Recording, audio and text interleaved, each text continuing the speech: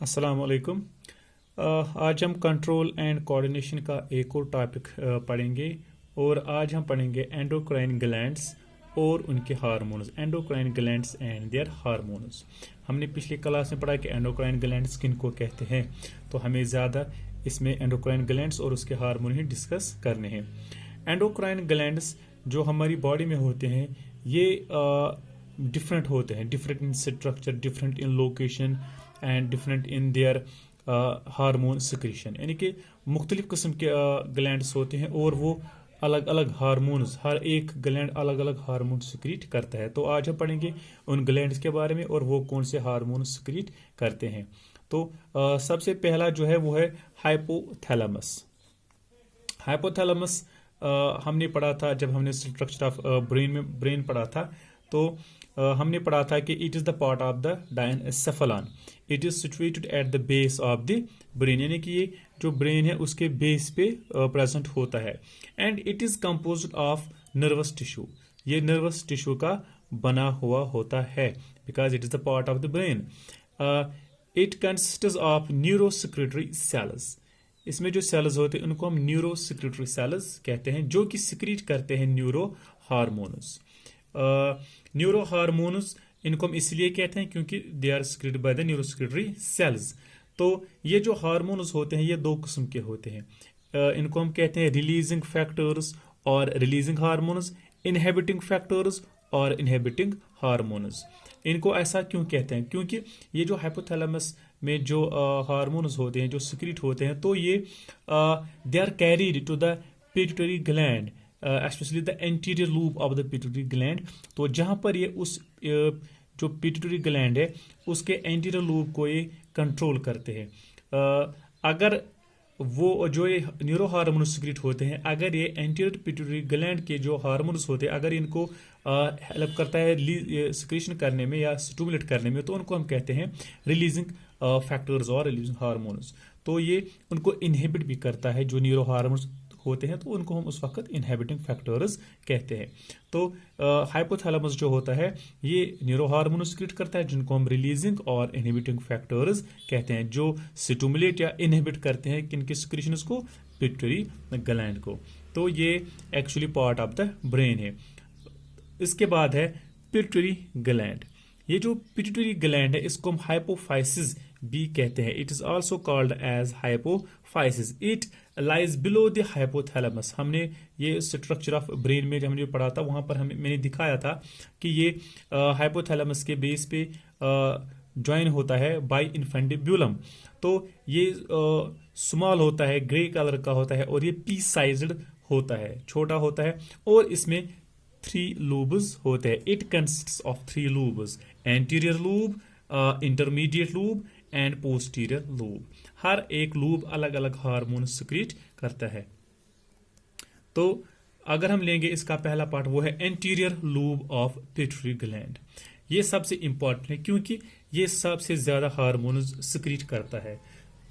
जो anterior lube है it releases 7 hormones. First is thyroid stimulating hormone, इसको हम कहते हैं TSH, थायराइड स्टिमुलेटिंग हार्मोन। ये this thyroid stimulating hormone is released by the anterior lobe of the pituitary gland, and it stimulates the growth of thyroid gland and its production means जो thyroid gland होता है इसको ये stimulate करता है, इसकी growth को ये मेंटेन करता है। और जो थायराइड ग्लैंड हार्मोन रिलीज करता है वो हम आगे पढ़ेंगे, इसको हम थायरोक्सिन कहते हैं। तो उसकी प्रोडक्शन को ये कंट्रोल करता है। कौन? TSH, thyroid stimulating hormone. ये हो गया पहला हार्मोन एंटीरियर लूब का। दूसरा जो है वो है ग्रोथ हार्मोन, और इसको हम कहते हैं STH, GH और STH, ग्रोथ हार्मोन और सोमेटोट्रोफिक हार्मोन। ग्रोथ हार्मोन और सोमेटोट्रोफिक हार्मोन। तो ये क्या करता है ग्रोथ हार्मोन, अगर हम नाम ही देखेंगे, it stimulates growth and development of all tissues. तो ये हमारी बॉडी में ग्रोथ और डेवलपमेंट जो होता है, हर एक टिश्यू, हर एक सेल का ये ग्रोथ और डेवलपमेंट कंट्रोल करता है। कैसे? By increasing protein synthesis. ये प्रोटीन सिंथेसिस इंक्रीज करता है। It increases cell division, it increase basic metabolic rate, यानी मेटाबॉलिक रेट ये इंक्रीज करता है। तो इससे हमारी बॉडी में ग्रोथ होती है और हमारी बॉडी में पूरा हर एक टिश्यू का डेवलपमेंट होता है। लेकिन अब प्रॉब्लम है, अगर इसकी डिफिशियंसी हो तो अगर पहले ही अर्ली स्टेजेस में इसकी डिफिशिएंसी हो तो एक डिजीज होती है, उसे दैट्स कॉल्ड एज ड्वार्फिज्म। यानी कि जब छोटे बच्चों में या अर्ली एज से अगर ग्रोथ हार्मोन और सोमेटोट्रॉफिक हार्मोन जिसको हम कहते हैं, अगर इसकी डिफिशिएंसी हो गई तो एक डिजीज होती है दैट्स कॉल्ड एज ड्वार्फिज्म। इसमें कि जो होता है ग्रोथ स्टॉप होती है, स्टंट ग्रोथ होती है, तो उससे क्या होता है, उसे जो पर्सन होता है वो शॉर्ट रहता है, बोन्स की ग्रोथ नहीं होती है, बाकी ऑर्गन्स की ग्रोथ नहीं होती, जिसकी वजह से वो काफ़ी हाइट में काफ़ी छोटा रहता है, उसको हम ड्वार्फिज्म कहते हैं। लेकिन अगर इसकी सिक्रीशन ज़्यादा हो गई ग्रोथ हार्मोन की तो उससे भी प्रॉब्लम होती है। अगर बचपन में इसकी ग्रोथ ज़्यादा हो गई तो वहाँ पर एक डिजीज होती है जिसको कहते हैं गिगैंटिज्म। अगर बचपन में यानी कि अर्ली चाइल्डहुड में अगर इसकी ग्रोथ हार्मोन की सिक्रीशन ज़्यादा हो गई तो वहाँ पर डिजीज होती है जिसको कहते हैं गिगैंटिज्म। इसमें हाइट ऑफ बोन्स काफ़ी होती है और हाइट ऑफ जो होता है पर्सन होता है वो काफ़ी होती है, एबनॉर्मल हाइट इसमें इंक्रीज होती है। तो अगर फिर इसकी ग्रोथ एडल्ट में या एडोलसेंट्स के स्टेज पे ज़्यादा इसकी सिक्रीशन होगी तो वहाँ पर भी डिजीज होती है, इसको हम कहते हैं एक्रोमोगैली। ये जो एक्रोमोगैली है इसमें भी यानी कि ग्रोथ हार्मोन ज़्यादा रिलीज होता है, लेकिन इसमें इतनी हाइट नहीं होती है जितनी गिगैंटिज्म में होती है। हालांकि इसमें भी थोड़ी ग्रोथ ज़्यादा होती है बोन्स की, मसल्स की, तो इसकी वजह से ये मतलब बड़ा होता है, but its height is not as much as in the gigantism. It is the growth hormone. It was the second hormone that is released by the anterior pituitary. Third is FSH, which is called as follicle stimulating hormone. Follicle stimulating hormone का क्या function? ये तीसरा hormone है that is released by anterior lobe of pituitary gland. It stimulates sperm formation in the male. तो ये mails में क्या करता है, ये स्पर्मेटोजेनेसिस यानी कि स्पर्म फॉर्मेशन करता है। और जो फीमेल्स होते हैं, फीमेल्स में ये क्या करता है, इट हेल्प्स इन द और it stimulates the growth of ovarian follicles. हमें ये नेक्स्ट चैप्टर में पढ़ने हैं ओवरी क्या होते हैं और ये बाकी इसके मुतालिक जो भी टॉपिक्स है। तो ओवरी जो होते हैं फीमेल्स में, उसमें फॉलिकल्स होते हैं, तो उनकी ग्रोथ जो होती है वो यही FSH जो होता है फॉलिकल स्टिमुलेटिंग हार्मोन, इसका नाम ही है फॉलिकल स्टिमुलेटिंग हार्मोन। तो ये वहाँ पर ओवेरियन फॉलिकल्स की ग्रोथ कंट्रोल करता है। इसके बाद है ल्यूटिनाइजिंग हार्मोन। ल्यूटिनाइजिंग हार्मोन जो होता है it stimulates ovulation from ovary in females, यानी कि जो फीमेल्स होते हैं इनमें ये ओवुलेशन स्टिमुलेट करता है। Now what is ovulation? Ovulation means the release of egg from the ovarian follicle और we can say ovary, that's called as ovulation. इसको हम दूसरे चैप्टर में अच्छी तरह से पढ़ेंगे। तो एक तो ये ओवुलेशन स्टिमुलेट करता है, दूसरा क्या होता है, ये जो ओवरी होती है ओवेरियन फॉलिकल, तो वहाँ से ये मेजर ओवेरियन फॉलिकल से हेल्प करता है रिलीज करने में एक हार्मोन जिसको हम कहते हैं एस्ट्रोजन। यानी कि जो ल्यूटिनाइजिंग हार्मोन होता है it helps in the secretion of oestrogen from the major ovarian follicle, तो वहाँ से ये एस्ट्रोजन हार्मोन सिक्रीशन करने में मदद करता है। दूसरा है प्रोजेस्टेरोन, तो ये प्रोजेस्टेरोन जो हार्मोन होता है उसको भी हेल्प करता है सिक्रीट होने में। तो प्रोजेस्टेरोन कहाँ से रिलीज होता है, जब ओवुलेशन होती है तो ओवेरियन फॉलिकल एम्प्टी होता है, उसको हम फिर कहते हैं कॉर्पस ल्यूटियम। तो कॉर्पस ल्यूटियम यानी कि एम्प्टी जो ग्रेफिन फॉलिकल होता है उसको हम कॉर्पस ल्यूटियम कहते हैं, तो वहाँ से ये प्रोजेस्टेरोन सिक्रीट करवाता है दिस ल्यूटिनाइजिंग हार्मोन। उसके बाद है एक और that's called as interstitial cell stimulating hormone. Interstitial cell stimulating hormone और ICTH भी उसको कहते हैं। तो इंटरस्टिशियल सेल स्टिमुलेटिंग हार्मोन क्या करता है, it stimulates endocrine cells of testis to secrete testosterone. यानी कि जब हम दूसरे चैप्टर में पढ़ेंगे, अगले चैप्टर में रिप्रोडक्शन में पढ़ेंगे स्ट्रक्चर ऑफ टेस्टिस, तो वहां पर हम देखेंगे इसमें होती है cells endocrine cells which are called as interstitial cells. तो ये इंटरस्टिशियल सेल स्टिमुलेटिंग हार्मोन जो पिट्यूटरी ग्लैंड इसका एंटीरियर लूब सिक्रीट करता है, तो ये हार्मोन वहां जाके टेस्टिस में जाके इंटरस्टिशियल सेल को स्टिमुलेट करता है, तो वो इंटरस्टिशियल सेल्स जो होते हैं that secrete the testosterone hormone which is very important in case of males. तो ये वहां पर इसको हेल्प करता है सिक्रीशन करने में। उसके बाद है प्रोलैक्टिन हार्मोन और इसको हम कहते हैं ल्यूटोट्रॉफिक हार्मोन।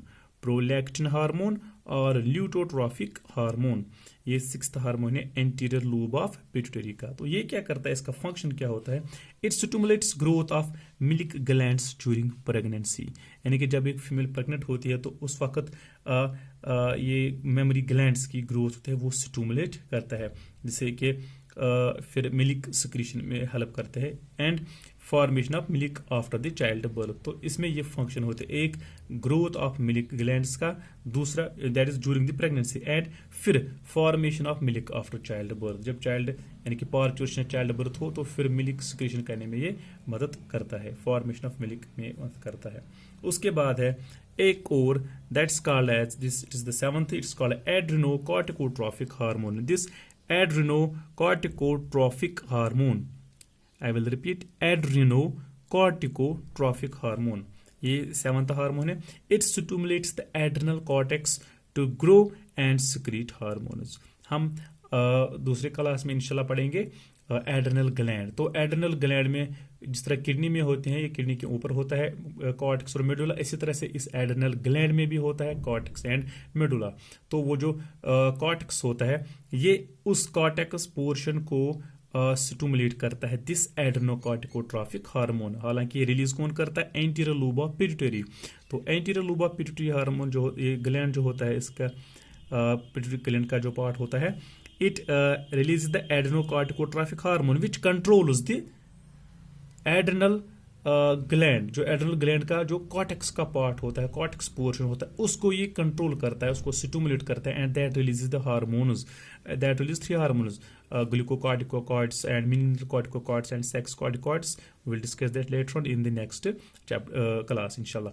तो these are these 7 hormones which are released by the anterior lobe of pituitary gland.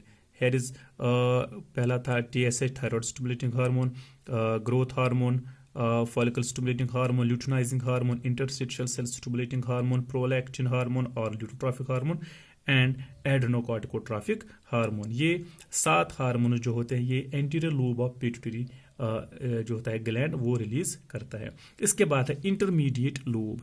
Intermediate lube जो होता है ये एक ही हार्मोन रिलीज करता है जिसको हम कहते हैं melanocyte stimulating hormone, melanocyte stimulating hormone, MSH, melanocyte stimulating hormone. तो ये मेलानोसाइट स्टिमुलेटिंग हार्मोन क्या कहता है, it stimulates the synthesis of black pigment that's called as melanin. तो मेलानिन एक ब्लैक पिगमेंट होता है, इसको ये सिंथेसिस करता है, दिस मेलानोसाइट स्टिमुलेटिंग हार्मोन। तो इससे क्या होता है, जो ब्लैक पिगमेंट होता है तो ये डिस्पर्स होता है पूरे स्किन में, तो स्किन को ब्लैक कलर देता है जो कि इसको फिर प्रोटेक्ट करता है from the skin. But it is vestigial in man, यानी कि हम में ये वेस्टिजियल होता है। जिस तरह मेल में मेमोरी ग्लैंड्स होते हैं वेस्टिजियल, इसी तरह से मेल में ये इंटरमीडिएट लूब जो होता है जो सिक्रीट करता है मेलानोसाइट स्टिमुलेटिंग हार्मोन, ये वेस्टिजियल होता है, लेकिन इसका कोई काम नहीं होता है। इसके बाद है posterior lube of pituitary gland. Posterior lube जो होता है एक्चुअली ये कोई हार्मोन रिलीज नहीं करता है, तो हमने पढ़ा है कि ये एक्चुअली स्टोर करता है this oxytocin and vasopressin, 2 hormones को ये स्टोर करता है और फिर इसको रिलीज करता है। First is oxytocin. जो oxytocin it is very important hormone, it helps in the contraction और it stimulates the contraction of smooth muscles in uterus as well as in the mammary glands. तो क्या करता है ये, जब प्रेगनेंसी जब gestation period पूरा होता है तो at the time of child birth क्या होता है, this oxytocin it stimulates the contraction of smooth muscles of the uterus, जिसकी वजह से जब यूट्रस कंट्रैक्ट होती है तो it helps in the child birth and this oxytocin also helps in the contraction of the mammary glands, milk glands. तो उससे क्या होता है, उससे मिल्क रिलीज होता है। तो इस बिना पर इसको हम कहते हैं birth hormone and milk ejecting hormone, because it helps in the child birth bye contracting the stimulating the contraction of smooth muscles of uterus that helps in the child birth. It is called as, so that's why it's called as birth hormone, and it helps in the contraction of memory muscles of memory glands or milk glands and helps in the ejecting or releasing the milk, so it's called as milk ejecting hormone. इसके बाद है vasopressin और ADH, anti diuretic hormone. इसको आप जानते हैं, इसको हमने पहले चैप्टर में जो है वो वहाँ पर पढ़ा था. ये जब हमने पढ़ा था how is the amount of urine production regulated in human beings. तो ADH एंटी डाययूरेटिक हार्मोन, ये वैसोप्रेसिन होता है. ये क्या करता है, इसका काम होता है it helps in the water balance, या इसको हम ऑस्मो रेगुलेशन कहते हैं. तो ये ऑस्मो रेगुलेट करता है. अगर हम ज़्यादा पानी पियेंगे तो ज़्यादा यूरिन प्रोड्यूस करते हैं, अगर कम पियेंगे पानी तो कम यूरिन प्रोड्यूस होता है. तो इसको हम ऑस्मो रेगुलेशन कहते हैं. तो ये क्या करता है एक्चुअली, इट इंक्रीज और decrease the permeability of the nephric tubule, we have discussed it earlier on. तो अगर आप इसकी डिफिशिएंसी होगी, इस वैसोप्रेसिन या ADH की अगर इसकी डिफिशिएंसी होगी तो इससे क्या होगा, it decrease the permeability of the nephric tubule, DCT PCT. तो वहाँ पर जब इसकी परमेबिलिटी डिक्रीज होगी तो वो जो नेफ्रॉन होता है वो ज़्यादा यूरिन पास यानी कि एब्जॉर्ब नहीं करेगा बैक वाटर बैक. तो उससे क्या होगा, उससे ज़्यादा यूरिन पास होगा. जब उसकी परमेबिलिटी डिक्रीज होगी तो जो बॉडी है, बॉडी में वाटर ज़्यादा रिटेन नहीं होगा. तो उससे क्या होगा, उससे ज़्यादा यूरिन प्रोड्यूस होगा. Urine out flow will be और output will be much, very much. It results in the thirst. तो इससे क्या होता है, एक्सेसिव थर्स्ट एक पर्सन फील करता है.